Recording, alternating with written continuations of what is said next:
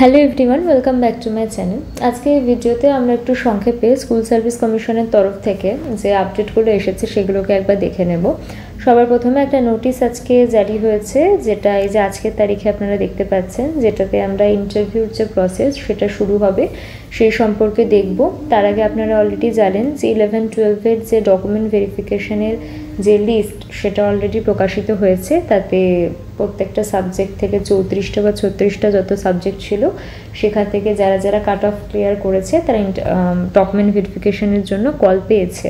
তো অলরেডি 18 তারিখ অর্থাৎ আজ থেকে ডকুমেন্ট ভেরিফিকেশন স্টার্ট হয়ে গেছে। তো তার জন্য কী কী ডকুমেন্ট লাগছে আমি একবার শেষে বলে দেব।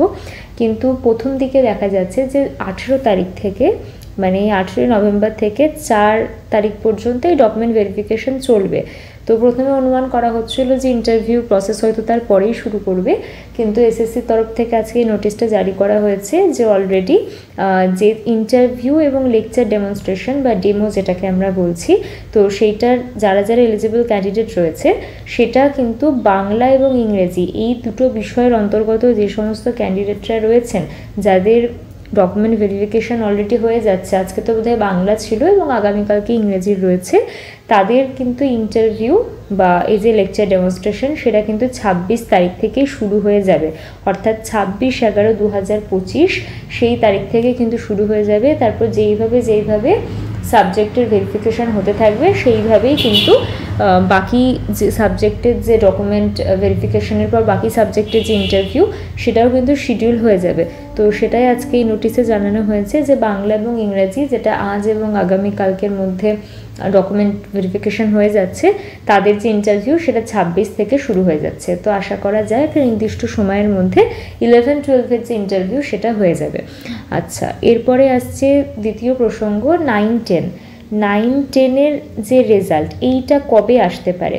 তো প্রথমে এসএসসির তরফ থেকে জানানো হয়েছিল যে 11-12-এর যে প্রসেস সেটাকে কমপ্লিট হওয়ার পর 9-10-এরটাকে বের করা হবে, কারণ এসএসসি কোনোভাবেই চায় না যে কোনো একটা ক্যান্ডিডেট সে যদি 11-12-এও এলিজিবল হয়ে থাকে সে আবার 9-10-এ বসুক এবং দুটো সিট একসঙ্গে একটা কোনো ক্যান্ডিডেট পেয়ে একটা সিট ওয়েস্ট যাক। তো সেই কারণে আগে 11-12টা কমপ্লিট হওয়ার পরই 9-10টা হবে।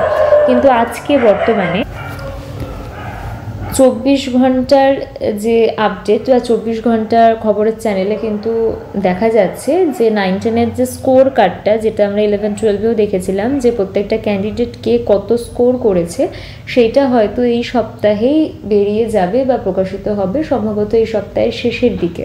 তো আলটিমেটলি সেটা কিন্তু দেখা গেলেও স্কোর দেখা যাবে।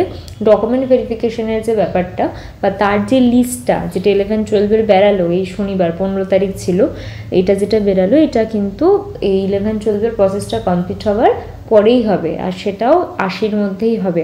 আপনারা অলরেডি দেখেছেন যে 11-12-এর যে লিস্টটা বেরিয়েছে সেই লিস্টটা কিন্তু 80-র মধ্যেই কাট অফটা এসছে, এক্সপিরিয়েন্সের 10 আর অ্যাকাডেমিক্সের 10 দুটোকে অ্যাড করার পর।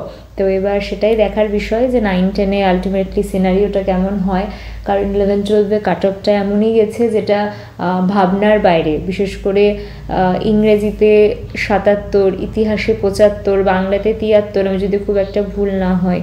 তো এইরকম ধরনের যে মার্কস বা যে কাট অফগুলো গিয়েছে সেটা স্বাভাবিকভাবে কোনো ফ্রেশার ক্যান্ডিডেটের পক্ষে পার করাটা সম্ভব না। তো দেখা যাক 9-10-এ কী হয়। আপনাদের এই বিষয়ে কী মনে হয় সেটাও কমেন্টে অবশ্যই জানাবেন।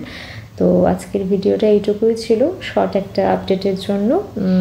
চ্যানেলে যদি নতুন হয়ে থাকেন চ্যানেলটাকে সাবস্ক্রাইব করে দেবেন পরবর্তী আরও আপডেটের জন্য। Thank you for watching. দেখা হচ্ছে আবার পরের ভিডিওতে।